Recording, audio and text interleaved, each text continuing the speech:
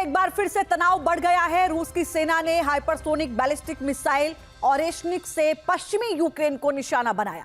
Ukraine का यह दावा है कि रूस ने एक ही रात में 36 मिसाइल और 242 ड्रोन से हमला करके सिविलियंस इलाके को टारगेट किया।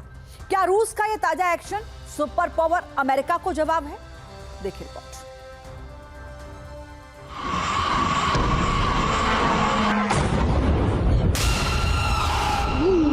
Yeah, boy. I'm not thrilled with Putin. He's killing too many people.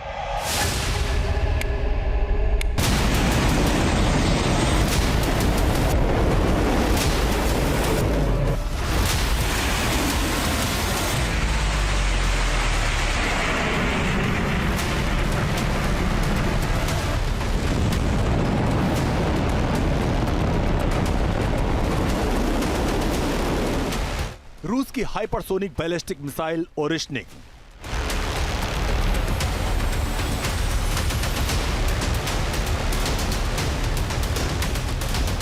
13,000 kilometre की रफ्तार,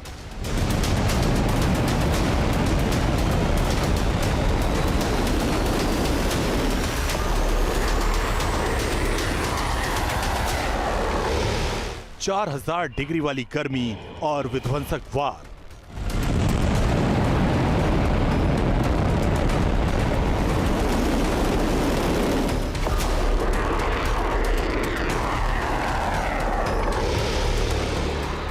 एक साथ कई टारगेट को भस्म करने वाला ये रूस का ऐसा ब्रह्मास्त्र है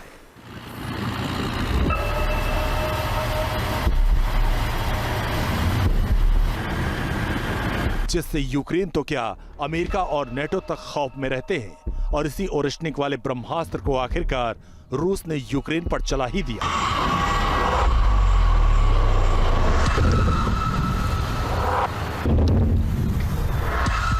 दुनिया भर में महायुद्ध का सायरन बजा दिया।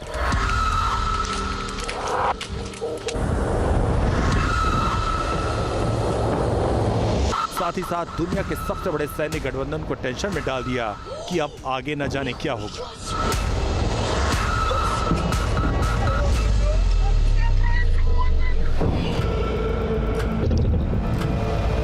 यूक्रेन के पश्चिमी रीजन लिविव में रूस ने ओरेश्निक मिसाइल से अटैक से तहलका मचाया। वीडियो में दिख रहा है कि जब हमले हुए तो गुप्त अंधेरी रात में किस तरह आग का बवंडर उठा।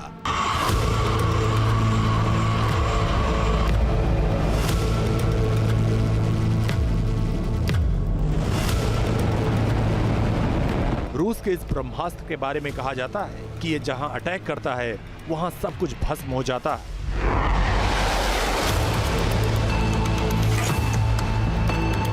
यूक्रेन का दावा है कि रूस ने ओरेश्निक से यूरोप नेटो बॉर्डर पर तबाही मचाई है।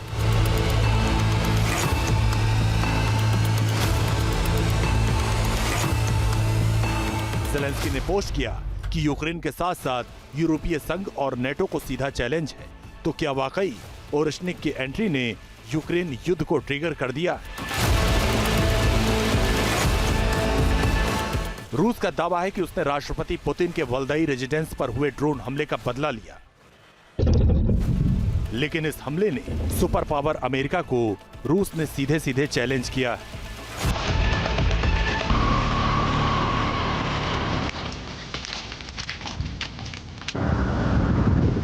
अमेरिका समेत पूरे नेटो देशों ने यूक्रेन में देखी कयामत की ऐसी रात जब कीव से लेकर पोलैंड बॉर्डर तक यूक्रेन का जर्रा जर्रा दहल उठा है।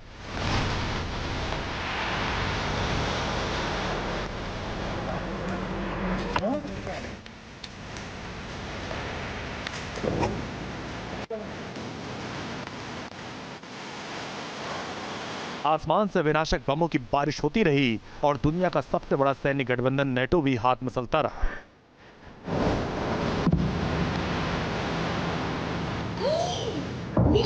क्योंकि पुतिन के बदले की आग ने यूक्रेन में नेटो को दिखाई सबसे भयावह रात। कीव, लवीव और पश्चिमी यूक्रेन के 17 शहरों में एक साथ हमले किए गए। इन हमलों में 36 मिसाइल और 242 ड्रोन का इस्तेमाल किया गया। हवाओं में सायरनों की आवाज गूंजती रही, धमाके की आवाज दूर दूर तक गई। वहीं लोग इस धमाके की आवाज़ से कांप उठे। यूरोप एयर डिफेंस ने दावा किया कि उन्होंने हमले को रोक दिया है। इतना ही नहीं, लेकिन यूरोप के कई शहरों पर इसका खासा असर देखने को मिला। बात अगर नाटो की जाए तो नाटो के कुछ ही दूरी पर जो सीमा है वहाँ पर वो मिसाइलें गिरती हुई नजर आई। अगर ज़रा सी चूक हो जाती तो पूरे यूरोप में युद्ध छिड़ सकता था। हालांकि नाटो की सीमा से थोड़ी ही दूर पर जो मिसाइलें गिरी, ये चूक अगर बड़ी हो जाती और नाटो की सीमा के पार मिसाइलें गिर जाती तो पूरे यूरोप के अंदर में युद्ध देखा जा सकता था। Team news nation. बड़ी खबर ग्रीनलैंड को लेकर अमेरिकी राष्ट्रपति ट्रंप का बड़ा बयान। ग्रीनलैंड को लेकर हम कुछ करने जा रहे हैं, ये ट्रंप ने बयान दिया है। अच्छे तरीके से या बहुत मुश्किल तरीके से कुछ जरूर करेंगे, ये ट्रंप की ओर से कहा गया है। ये बड़ी खबर इस वक्त आपको बता दें। एक और बड़ी खबर, रूस और चीन को लेकर बोले हैं राष्ट्रपति ट्रंप। हम बिजनेस के लिए तैयार हैं, ये ट्रंप ने कहा। रूस चीन जितना चाहे तेल खरीद सकता है। ये बड़ी खबर, रूस और चीन जितना चाहे तेल खरीद सकता है, हम बिजनेस के लिए तैयार हैं, ये ट्रंप की ओर से कहा जा रहा है। एक तरफ रूस यूक्रेन में सीज फायर को लेकर चर्चा चल रही थी, दूसरी ओर पुतिन आक्रामक हो रहे हैं। वहीं पुतिन को लेकर अमेरिकी राष्ट्रपति ट्रंप के रुख में थोड़ी सी नरमी भी दिखने लगी। आखिर इसकी वजह क्या है, समझिए रिपोर्ट से।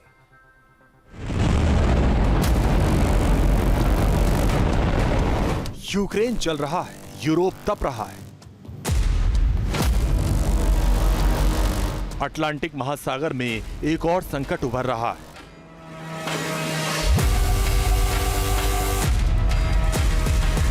रूस बनाम अमेरिका का डायरेक्ट सीन बन गया है। सवाल है कि क्या पुतिन को उकसाया गया?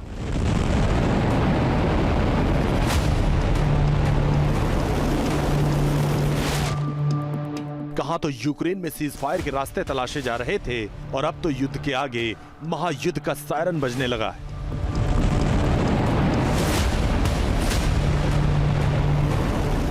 खतरा तो इतना बढ़ गया है कि कहीं ये युद्ध पूरे यूरोप को अपनी चपेट में न ले ले। अब सवाल है कि आखिर इसकी वजह क्या क्या है।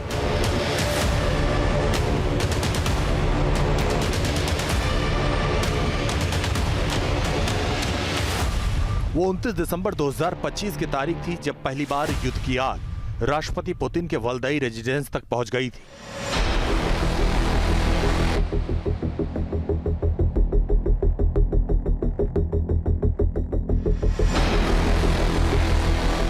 यूक्रेन ने 92 ड्रोन से निशाना बनाया था। हालांकि रूस के एयर डिफेंस सिस्टम ने आसमान में ही यूक्रेनी ड्रोन्स को ध्वस्त कर दिया था। मगर दुनिया भर में हड़कंप मच गया था। पुतिन के जिस वल्दाई घर को निशाना बनाने की कोशिश हुई थी, वहां की सुरक्षा क्रेमलिन से भी कम नहीं रहती। उस घर तक पहुंचना तो दूर, इस एरिया में कोई फटक भी नहीं सकता। जमीन से लेकर आसमान तक सबसे कड़ा पहरा रहता है। वालदाई को लंबे समय से पुतिन की पसंदीदा छुट्टियों और निजी बैठकों के लिए जगह माना जाता है। पुतिन यहाँ खास मेहमानों की मेजबानी भी करते हैं। पुतिन की फैमिली वल्दाई रेजिडेंस में ही रहती है। ड्रोन अटैक ने यह साफ कर दिया था कि युद्ध अब सिर्फ सीमाओं पर नहीं बल्कि सत्ता के केंद्रों तक पहुंच चुका है।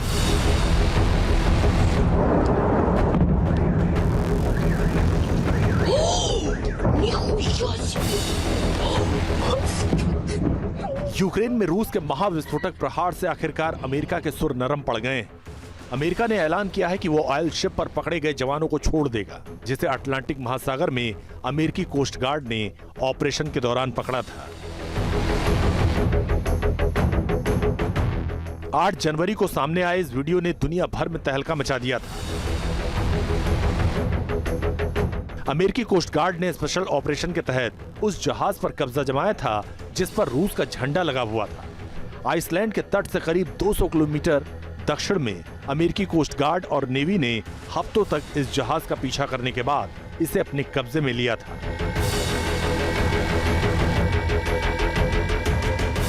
अमेरिका का आरोप है कि वेनेजुला से जुड़े प्रतिबंधित तेल व्यापार में इस पूरे जहाज का पूरा रोल था। वहीं इस जहाज ने नाम और अपना झंडा बदलकर अमेरिका के द्वारा लगाई गई पाबंदियों पर बचने के लिए पूरा षड्यंत्र रचा था।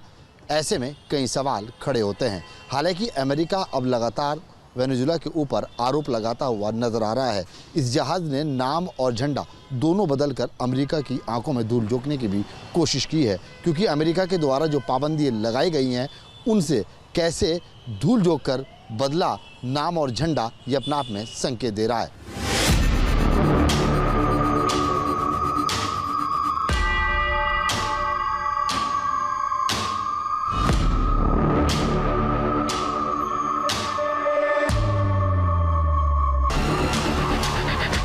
वेनेजुएला के बाद एक और देश में तख्ता पलट के आसार बन गए हैं और वो है ईरान।